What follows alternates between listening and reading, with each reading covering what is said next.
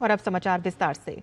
प्रधानमंत्री नरेंद्र मोदी आज असम के दौरे पर रहेंगे। पीएम डिब्रूगढ़ और गुवाहाटी में कई महत्वपूर्ण कार्यक्रमों में हिस्सा लेंगे और 5,450 करोड़ रुपए से अधिक की विकास परियोजनाओं का उद्घाटन और शुभारंभ करेंगे।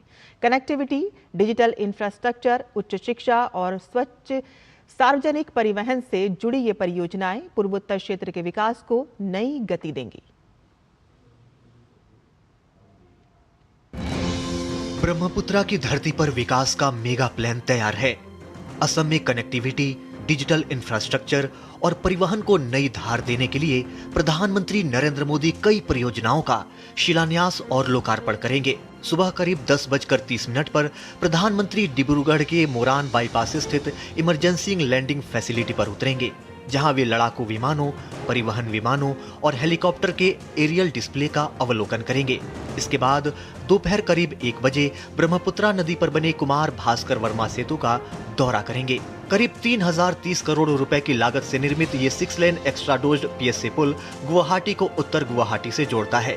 पूर्वोत्तर भारत का ये पहला एक्स्ट्रा डोज पुल यात्रा समय को घटाकर लगभग 7 मिनट कर देगा।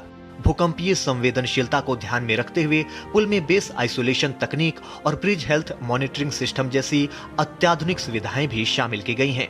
कुमार अभिषेक वर्मा सेतु, ये वो सेतु है जो नॉर्थ गुवाहाटी को गुवाहाटी से जोड़ेगा और जो घंटों की दूरी थी उसे चंद मिनटों में अब ये पार कर लेगा। यानी कि अब 7 मिनट में आप इस ब्रिज के जरिए गुवाहाटी से नॉर्थ गुवाहाटी की तरफ पहुंच जाएंगे। इस पुल की खासियत की अगर बात करें तो 3,030 करोड़ की कीमत का बना ये पुल बेहद खास है।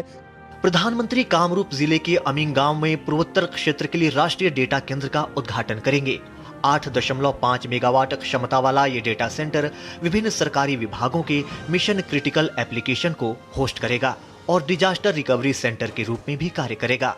इसके अलावा प्रधानमंत्री IIM गुवाहाटी का उद्घाटन करेंगे, जिससे क्षेत्र में उच्च और प्रबंधन शिक्षा को बढ़ावा मिलेगा। वहीं प्रधानमंत्री ई बस सेवा योजना के तहत गुवाहाटी सहित 4 शहरों में 225 इलेक्ट्रिक बसों को हरी झंडी भी दिखाएंगे। इस पहल से 50 लाख से अधिक नागरिकों को स्वच्छ और किफायती सार्वजनिक परिवहन का लाभ मिलने की उम्मीद है। Connectivity, education, digital, urban service, ये चारों जो मूल सुविधा एक नागरिक को जीने के लिए चाहिए, वो सारी सुविधाएं अभी मिलने जा रही है। जो हमारा जो ये ऐतिहासिक जो हाईवे है जिसमें इमरजेंसी लैंडिंग की सुविधा मोरान में स्ट्रेटेजिकल है, वो जहां राफेल, हमारे सुखोई, हमारा तेजस, अगर ऐसी कोई आपात स्थिति उत्पन्न होती है तो वहां से वो टेक ओवर भी कर सकते हैं।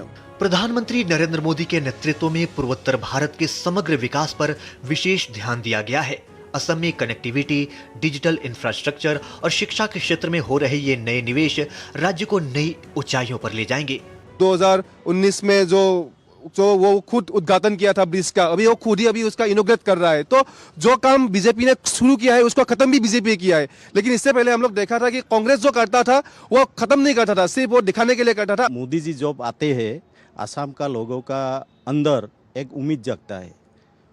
जुग पुरुष है, वो जो वादा करता है वो निभाता है। मोदी जी असम का जो विरासत है उसको आगे ले जा रहे हैं। प्रधानमंत्री की यात्रा समर्पित है युवाओं की महत्वाकांक्षा और भविष्य को नए उड़ान देने के लिए।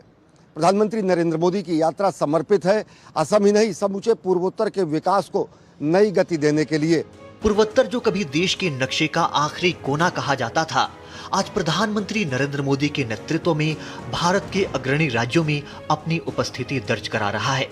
न केवल असम की पहचान बदली है, बल्कि विकास की कहानी का फ्रंट पेज आ गया है। डीडी न्यूज के लिए डिब्रूगढ़ और गुवाहाटी से दीपक रावत के साथ अश्विनी मिश्र की रिपोर्ट।